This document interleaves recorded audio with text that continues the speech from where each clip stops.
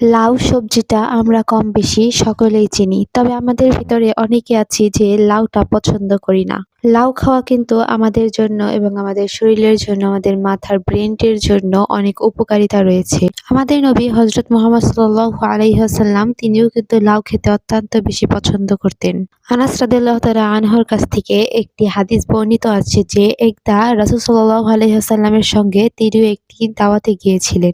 সেই দাওয়াতে তাদেরকে খেতে দেওয়া হয়েছিল কিছু রুটি এবং মাংস।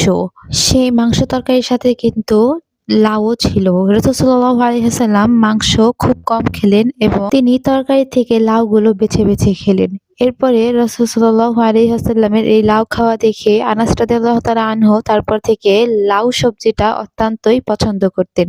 লাউ খাওয়ার ভিতরে আমাদের উপকারিতা হলো যে লাউ খেলে মাথার জিহ্বা শক্তি ভালো থাকে এবং মাথার ব্রেন শক্তি বৃদ্ধি পায়।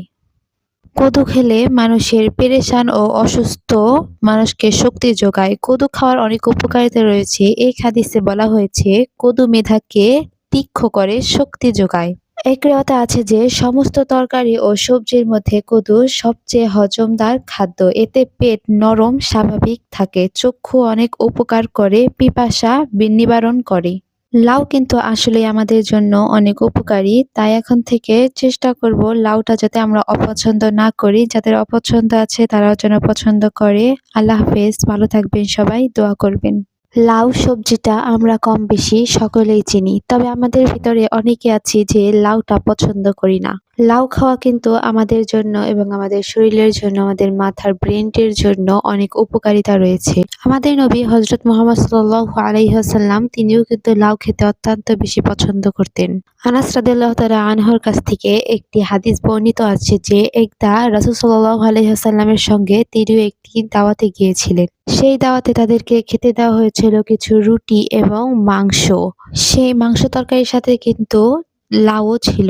রাসূল সাল্লাল্লাহু আলাইহি ওয়াসাল্লাম মাংস খুব কম খেলেন এবং তিনি তরকারি থেকে লাউগুলো বেছে বেছে খেলেন। এরপরে রাসূল সাল্লাল্লাহু আলাইহি ওয়াসাল্লামের এই লাউ খাওয়া দেখে আনাস রাদিয়াল্লাহু তাআলা আনহু তারপর থেকে লাউ সবজিটা অত্যন্তই পছন্দ করতেন। লাউ খাওয়ার ভিতরে আমাদের উপকারিতা হলো যে লাউ খেলে মাথার জিহ্বা শক্তি ভালো থাকে এবং মাথার ব্রেন শক্তি বৃদ্ধি পায়।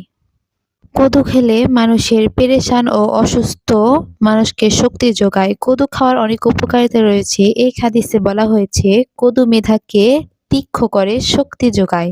এক রিওয়ায়েতে আছে যে সমস্ত তরকারি ও সবজির মধ্যে কদু সবচেয়ে হজমদার খাদ্য। এতে পেট নরম স্বাভাবিক থাকে, চক্ষু অনেক উপকার করে।